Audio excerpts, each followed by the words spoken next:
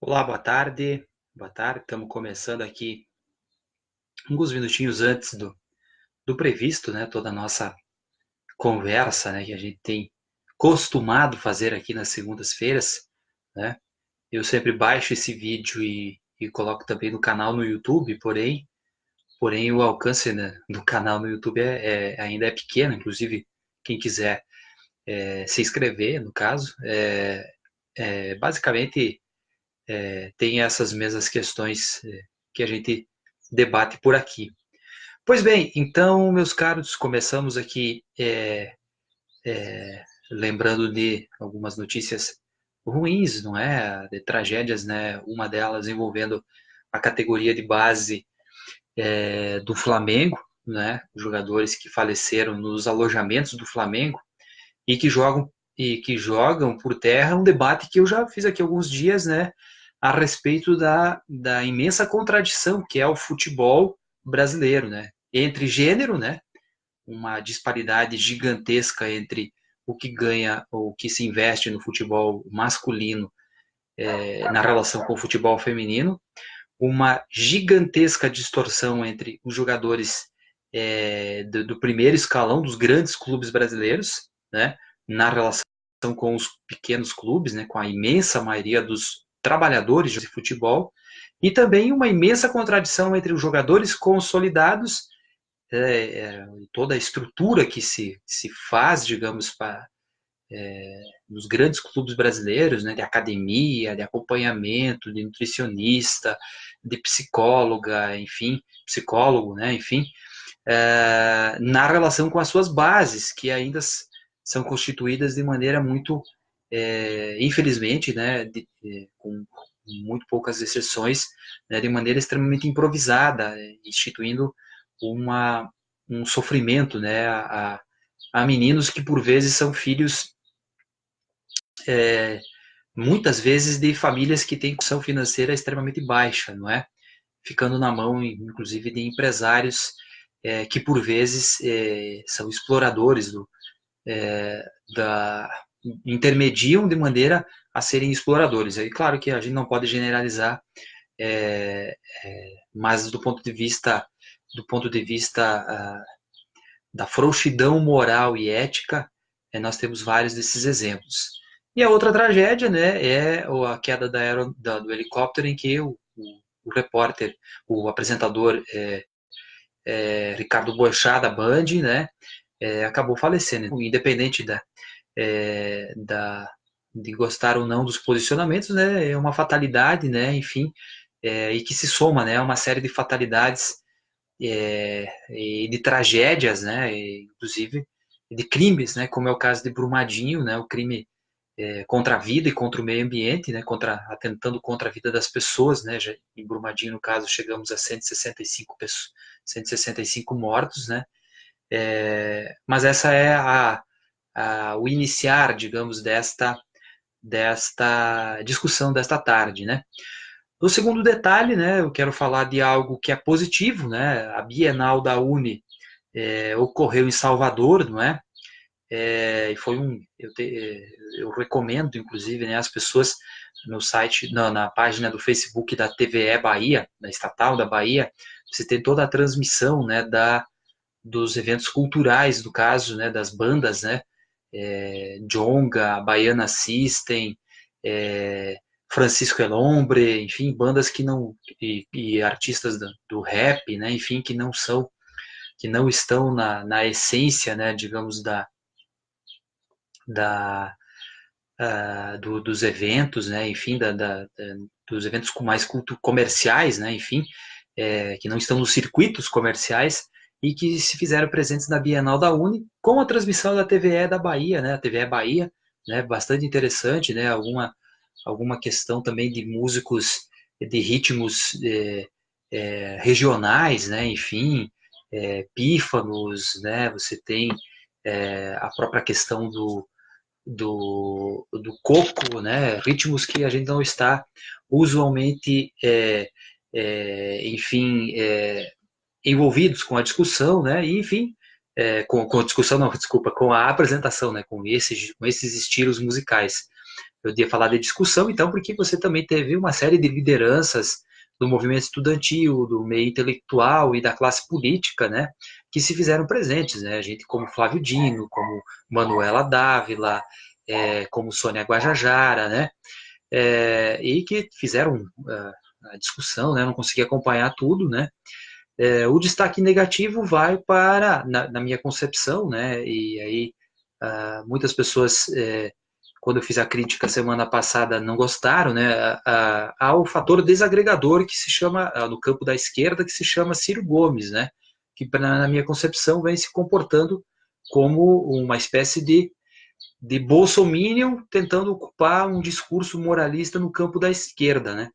E ao ser vaiado, xingado, enfim, não sei exatamente por uma parte dos estudantes, passou a gritar: o Lula tá preso, babaca, né? Que foi dito pelo irmão dele no ano passado e que é um meme bolsonarista, no caso, hoje nas redes sociais. E você ficar reiterando isso, né, uma coisa é, bastante surreal, né, para alguém que diz que queira construir, né, no campo da esquerda, uma possibilidade, uma opção, né, enfim, ou quando se fala em unidade das esquerdas. Para mim isso é desagregar. Todo mundo sabe que o Lula está preso, né? Só muito babaca para não saber disso, no caso, né? Mas todos sabem quais são os motivos para o que Lula está preso, né? E depois eu vou aqui relembrar que a nossa ex-vizinha lá de Cerro Largo nos convidou para uma formatura lá em Cerro Largo, no curso de letras, e vou destacar, então, vou apontar um pouco também, né, do evento, da discussão e das conversas, né, que a gente acabou tendo por lá, formatura do curso de letras e de engenharia ambiental, né, do campus Cerro Largo, né, e que eu e minha esposa ficamos bastante felizes também de ter sido convidado e de estar de novo, né, em Cerro Largo, né. Pois bem, no caso, então, eu estava falando aqui, inclusive de Cerro Largo, a professora Ana Porto, né, tá aqui cumprimentando, né, então, boa tarde também. Veja bem, no caso do Ciro Gomes, eu estava falando, né, o cara, ele é o adulto da situação. Por mais que as pessoas queiram tentar passar o pano, porque ele foi xingado por uma parcela de estudantes. Em tese, ele, por ter mais experiência, por ser um líder, supostamente, enfim, ele jamais poderia ter proferido e se referido daquela maneira. Porque se ele não fez isso de má fé, né, má fé deliberada, então ele é destemperado. E isso é uma característica muito ruim para alguém que se propõe a ser líder, né? Também ser líder é engolir sapos, não é? A Dilma, na abertura da Copa do Mundo, quando uma plateia branca, majoritariamente branca, masculina e de classe média alta, quando foi xingada, quando mandaram ela tomar naquele lugar, ela ficou lá serena e tranquila, né? Não pegou o microfone e mandou eles de volta, no caso, né? Enfim, porque essa é uma postura de estadista, no caso, né? Também a postura do estadista é saber que quando a sua voz é divergente, você não fala, não ofende, não chama as pessoas de babacas, no caso dos estudantes. E acabou sendo sonoramente vaiado, né? Restando algumas pessoas que eram a plateia identificada, né, com o Ciro, o restante da gurizada acabou vaiando, no caso, na Bienal da Uni, e produzia um efeito ruim, né, e que causa, então, uma fissura no campo da esquerda. Hoje, quando a gente fala de unidade da esquerda, acho um pouco brabo, né? Acho difícil, né? Vejo que alguns segmentos do PT, numa relação mais próxima com o PSOL, talvez alguns segmentos da Rede, alguns segmentos do PSB e do PCdoB, tirando uma parcela do PCdoB que caminha para se aproximar de Ciro, né? Hoje está difícil de você pensar o processo de resistência com unidade, né? Eu vejo que cada um está procurando o seu espaço e é democrático, ninguém precisa ficar na asa de ninguém. No entanto, quando uma pessoa fica martelando contra o Lula, e o pior de tudo, depois em entrevista dizendo que o Lula é um político preso e não um preso político, que é o mantra da direita, no caso. E ainda querendo comparar com o Mujica, né, que preso político era um Mujica. O Lula também foi um preso político, né, inclusive na ditadura militar, no mesmo contexto, enquanto o Ciro era da Arena, né, o partido da ditadura militar, o Lula estava sendo preso, né, em mobilização é, dos sindicalistas, né, dos metalúrgicos, né, do ABC, né. E hoje o Lula está preso, eu acho que está nítido e desenhado que o Lula está preso porque solto ele seria eleito presidente. Isso é voz corrente. Eu acho que isso precisa ser trazido para o campo da esquerda, porque senão, me desculpe, mas eu não consigo respeitar segmentos da esquerda que acham que fica tudo bem com o Lula preso, né? E novamente reiterada, né? Uma nova condenação porque visitava um sítio, né? Enfim, novamente um processo kafkaniano, né, no caso, do ponto de vista da é, onde dane-se as provas, né, o que interessa é condenar, né, e inclusive simbolicamente 12 anos e 11 meses, para não ser exatamente 13 anos, né, é algo bizarro, né. Pois bem, então eu estava falando da formatura do Campo Cerro Largo, né, que nós fomos convidados, e aí, então, aí falando do Lula e associando a isso, né, em 2009, né, dando continuidade àquilo que tinha sido iniciado com o Reúne lá em 2005, né? Quando o Lula demitiu pelo telefone o Cristóvão Buarque, que fazia no MEC o blá blá blá academicista. Desculpa eu ter que falar nestes termos, não é? Ao demiti-lo, quando o Tarso Genro assume o Ministério da Educação e depois o Fernando Haddad, o Brasil viveu um processo gigantesco de expansão das universidades públicas e dos IFES pelo país, e do acesso à universidade pública também via ProUni, via FIES, enfim, e na projeção internacional dos nossos estudantes através do Ciências Sem Fronteiras, não é? Muita gente não quer reconhecer isso, mas esse é o fato.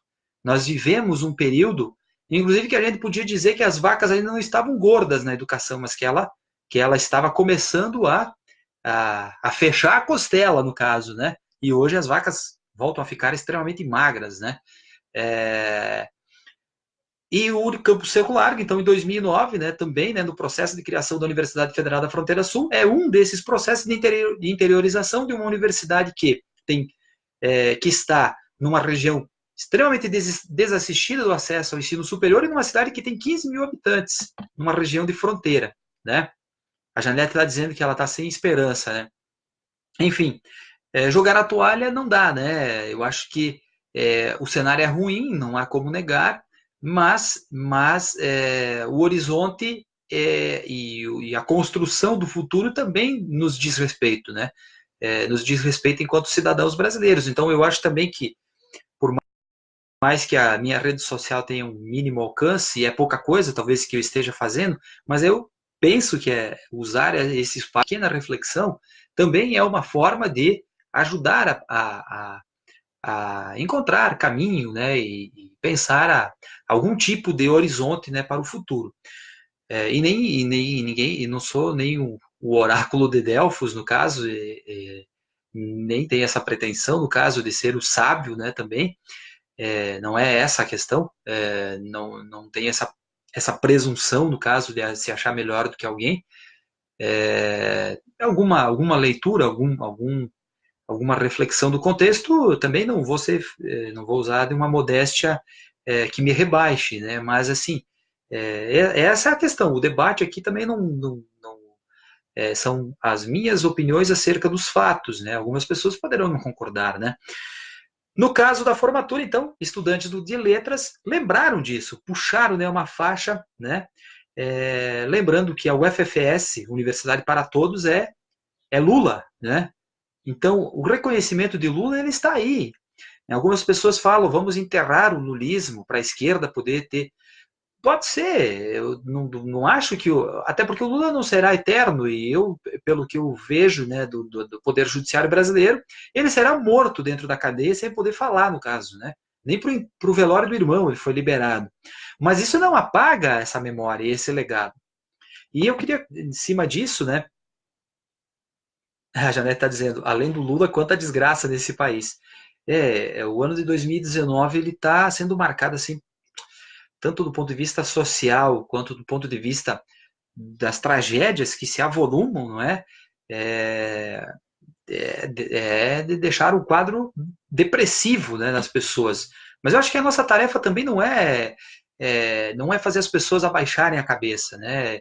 Eu sei lá, eu não sei se é porque passei por tanta desgraça nessa vida, né, do ponto de vista de buscar a superação, né, lá nos anos 90, né, o milho ardido no FHC, meu pai quase perder a terra no governo Collor, ter que carregar frango de madrugada, né, sem dormir, no frio, sem comer direito, né, enfim, contando as moedinhas para poder ir num baile, né, por mês, né, não era todo sábado, né, no tempo de faculdade também contando as moedinhas para ver se ou você compra um xerox ou você compra um caderno, não é? Tendo que pagar. Então eu acho que assim que também a tarefa nossa, né, enquanto qualquer militante, né, do campo progressista das esquerdas, é também ser um consolo para as outras pessoas e buscar o caminho, inclusive o caminho do convencimento das pessoas que caíram no processo ilusório. Pois bem, mas eu estava falando, né? Então chego de volta depois da festa, né? E dialogando com um argentino, né? Muito gente boa, não é? Eu tomo a liberdade aqui de citar o nome dele, né? O Fabian, né? De Buenos Aires. E um detalhe, tá, pessoal? Fabian é um argentino de Buenos Aires que não é de esquerda. Inclusive ele deixou isso muito claro, assim, né? Que ele não é um fascista, ele não quer uma cópia do Bolsonaro que tem lá como presidente, mas ele gostaria da continuidade do governo, da linha do Macri, no caso do grupo político do Macri. Um liberal, não é? Essa coisa do ajuste fiscal, de você fazer um processo de diminuição do Estado, né? Ele fez críticas assim ao grupo da Cristina Kirchner, né? Ao que ele chama de populistas, não é? Mas aí ele fez um grande elogio ao FFS, ele achou a UFFS bonita, ele achou interessante, gostou do discurso do diretor do campus, ele gostou do discurso do vice-reitor, enfim, achou muito bem ponderadas as falas, né? É, e aí caiu, então, no debate, nesse comparativo dos países, enfim, e do Lula, né? E daí eu expliquei um pouco o processo de expansão das universidades e tal. E aí ele me perguntou, então o Lula foi um bom presidente? Então eu disse, ó, ele melhor da história do Brasil. Arranhando aí um portunhol bem fraquinho, no caso, mas, assim, fácil para se comunicar, no caso. E ponderei por quais razões que eu considerava o Lula o melhor presidente da história desse país. E mais, aí destaquei, digamos assim, qual que era a contradição, não é? Que não há como negar, não há uma santidade, e também não há como negar que há processo de corrupção. Mas que esse é o pretexto, a Lava Jato, na minha concepção, é um pretexto. E aí eu expliquei por que eu achava que era um pretexto. Porque você tem um sistema político de financiamento de campanha das empreiteiras que envolve uma série de políticos. E várias formas de corrupção, né, nesse processo então, de financiamento das campanhas. E aí ele me pergunta, e por que o Lula está preso? Daí eu tive que dizer, não, o Lula está preso por causa de um apartamento. E aí agora um sítio, no caso, né? Mas assim, que ele está preso é por causa de um apartamento. Eu fiquei espantado com a reação dele, assim, porque ele é um sujeito que tem uma visão mais à direita na sociedade argentina. Ele fez bem assim com o dedo. Um apartamento não é possível. Porque assim, a narrativa que se constrói do chefe da quadrilha termina com um triplex no Guarujá, em que você não consegue nem dar materialidade para isso, né? Aliás, o delator, que é isso eu até esqueci de falar para ele, né? O delator, que é o dono da OAS, indicou o presidente da Caixa, né? O genro dele é o presidente da Caixa do governo Bolsonaro. Mas aí eu fiz mais questão, né? Eu fiz questão de frisar que o juiz que o colocou na cadeia, né, agora é ministro da Justiça do governo Bolsonaro. Aí ele riu espantosamente, ele achou e não falou mais nada, porque ficou muito. O semblante dele deu para compreender, né? Ele disse: não, prender esse cara, porque esse cara ganharia as eleições, não é? E é isso, então, que qualquer narrativa. E assim, as pessoas podem dizer: mas você estava manipulando a opinião do estrangeiro. Na verdade, é um sujeito extremamente culto, assim, você vê no debate, assim, um cara que inclusive já tinha informações sobre o Brasil, assim, ele só quis se inteirar um pouco mais com alguém que deixou claro, né, o seu posicionamento no ponto de vista do campo político, no caso, e foi muito espantoso, né? Muito espantoso que a reação dele, sorrindo, no caso, largamente, no caso, entendendo que um juiz o prende e depois vira ministro da Justiça. Isso qualquer nação minimamente civilizada estaria se questionando uma bizarrice disso, né? Que parece uma troca de favores, né? E eu diria que não é que parece, eu acho que né, uma troca de favores, tá?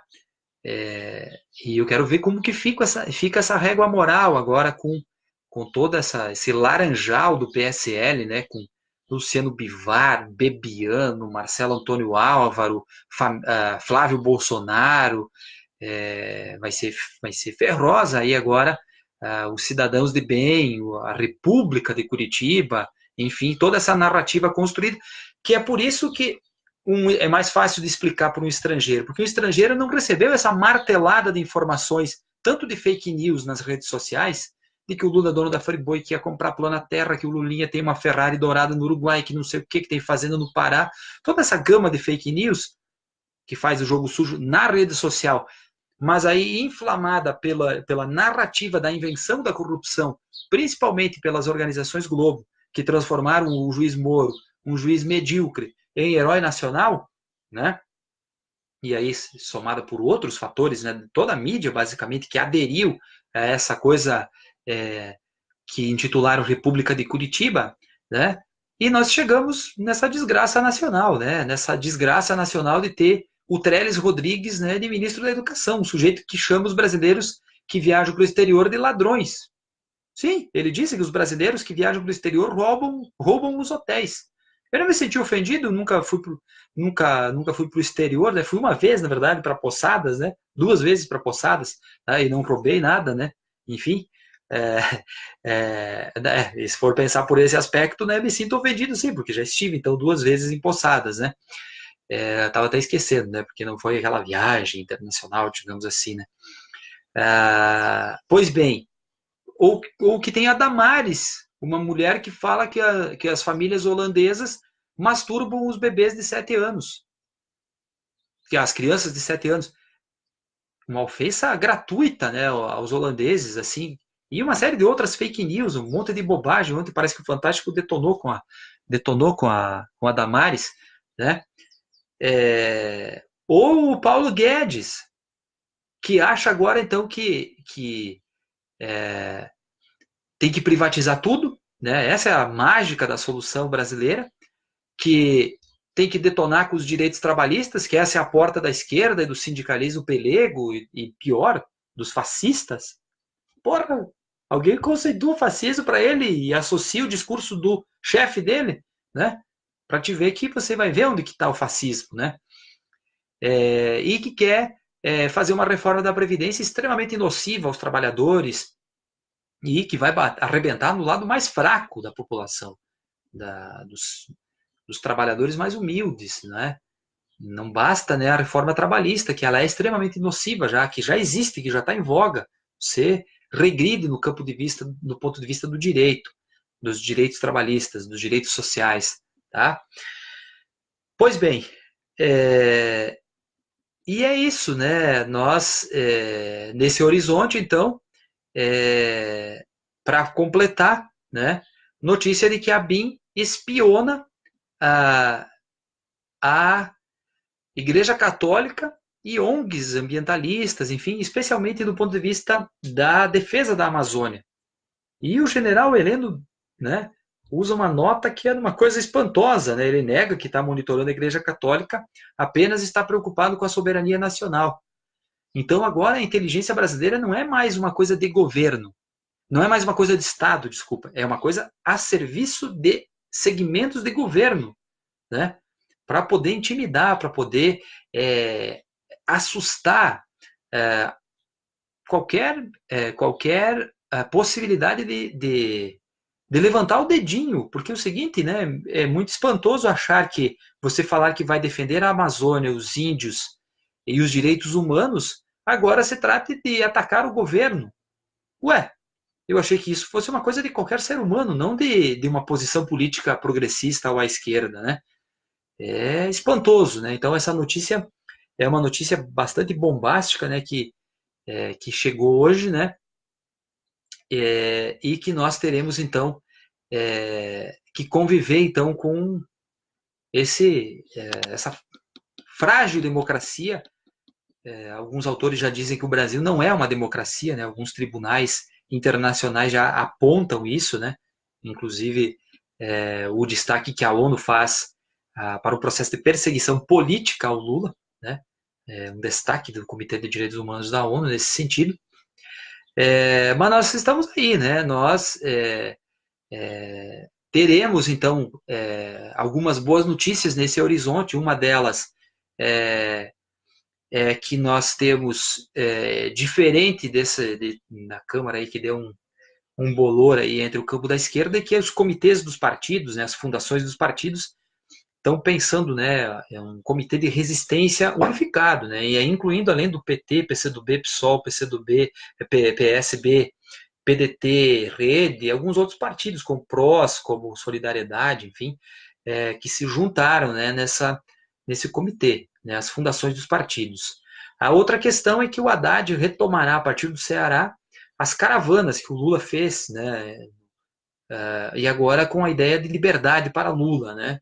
Acho que o Haddad, cacifado pela boa votação dos 31 milhões de votos no primeiro turno e os 46 milhões de votos no segundo turno, ele se constrói ali como uma liderança, como uma possibilidade de liderança para disputar também no plano institucional. A gente não pode perder o horizonte, eu acho que a esquerda não pode perder o horizonte, que o debate institucional é um dos debates, né? Agora, você ficar gritando fulano 2022, num horizonte que você tem uma democracia interditada por um processo em que você constrói a perseguição aos docentes via escola sem partido, né? Que é ilegal, inconstitucional e não será aplicado na forma da lei, mas que para incomodar, para processar, para deixar professores intimidados, ele está funcionando. Na prática, ele existe. Essa coisa de você filmar professor, e que bom que filmar esses professores a aula toda, né? Mas ele pega um recortezinho aqui, alguma infelicidade ou alguma posição que é deturpada, porque é o seguinte, a neutralidade científica, eu fiz uma brincadeira outro dia, a neutralidade científica ela não existe. Tem até uma carta aí de algum campo, de alguma força de política da disputa dentro da universidade que colocou um termo desideologização dos processos, como se isso fosse possível, né? Como se uma posição dessas não seja uma posição ideológica, né? A neutralidade científica, ela não existe, ela é como a mula sem cabeça, ela não existe. O que pode existir, e isso sim, é a ética científica. A ética científica, daí eu brinco, eu digo que ela é o Papai Noel. Ela existe, não do jeito que a gente idealiza, porque cada um faz a sua versão da ética científica. Mas neutralidade científica não existe. É algo que o Escola Sem Partido tenta impor do ponto de vista de dizer que doutrinação é uma posição à esquerda ou progressista. Tudo que não for enquadrado naquilo que o Olavo de Carvalho fala no cursinho online de filosofia é doutrinação, né? E isso é nocivo inclusive para a pluralidade de pensamento, porque se a esquerda fizesse isso, você não teria um pensador conservador nas escolas. Se a esquerda começar a denunciar, então, os professores conservadores, o sujeito que for dar aula e falar que o liberalismo econômico é bom, também, vamos supor, vai pegar ali a riqueza das nações do Adam Smith e vai dissecar e dizer que o capitalismo prospera porque tem a liberdade, as pessoas têm a livre concorrência, os mercados se regulam, né, enfim, e no capitalismo há a ideia da inovação tecnológica que faz avançar e o consumo, enfim, e que isso se sobressai porque ninguém gostaria de viver na miséria que, digamos, vou pegar uma hipótese de uma leitura conservadora, como é o socialismo cubano, né? Ou viver não na miséria, digamos, não é exatamente miséria o termo, mas viver no processo dos iguais, assim, e com os carros antigos e com as casas antigas, enfim, né? Se você fizer uma narrativa dessas, né, ela também é um posicionamento ideológico. E aí, você vai denunciar essa pessoa também? Né? Pensa só. Pensa a desgraça que já é a vida dos professores, né? E aí começam as aulas essa semana e nós teremos isso, nós vamos ter umas denúncias contra docentes. E daqui a pouco você tem as retaliações, né? Porque agora está sendo denúncia contra os professores de esquerda, daqui a pouco vai ser contra os professores de centro, daqui a pouco vai ser contra os professores liberais, daqui a pouco vai ser contra os professores conservadores, e daqui a pouco vai ser contra os professores fascistas também, né? E nós temos, tá? Pois bem, pessoal, esse é o Horizonte, a minha indicação de leitura hoje é uma coletânea de livros, né, organizados pelo orientador e co-orientador, né, do mestrado, né, o José Carlos Radin e o Gentil Coraza, que é Fronteira Sul, Ensaios Socioeconômicos, né? Aqui nós temos uma série de artigos no meio aqui, né? Nós temos aqui, por exemplo, Fronteira Sul dos Espanhóis Confidantes, a Meso-Região Grande Fronteira do Mercosul, do Delmir Valentim e o José Carlos Radin. Nós temos povos indígenas na fronteira sul da América Meridional, do Clóvis Antônio Briguente e o Valmir Francisco Muraro. Tem os traços da formação socioeconômica do oeste catarinense, do Gentil Coraza, que é um professor da área de economia, foi meu orientador. Tem aqui a agroindústria do oeste catarinense e o desenvolvimento rural sustentável. Os velhos e os novos desafios do novo século, do Darlan Cristiano Croce, que também é um professor das ciências econômicas, da área das econômicas, que trabalha na Fronteira Sul, na Universidade Federal da Fronteira Sul. Tem aqui a presença dos princípios do cooperativismo no noroeste do Rio Grande do Sul, revisitando a tradição histórica. E aí tem aqui quem escreve é Edmar Rota, Pedro Luiz Bittenberg, Cláudio Gilberto Hepler, deve ser, alguma coisa assim. Tem aqui atrás, tem outros, aqui tem Valdecir Zonin, Sérgio Roberto Martins, tem a Mônica Haas, tem Márcio Medeiros Gonçalves, enfim, uma série de discussões, então, a respeito de economia solidária, de agricultura familiar, de agroindústrias familiares, a questão do planejamento do desenvolvimento urbano sustentável no Congresso da Cidade, que é a Mônica Haas, enfim, essa por conta de associar ao debate, então, da Fronteira Sul, uma publicação, né, que é da editora da UFFS. Esse livro, inclusive, ele está também em formato de e-book na editora da UFFS. Pois bem, meus caros, nem só de notícias ruins, né? Mantendo a esperança, né? O nosso debate aqui já rendeu, já passou de meia hora, tá quente, tem que tomar uma água, inclusive, né? Um abraço a todos e boa semana.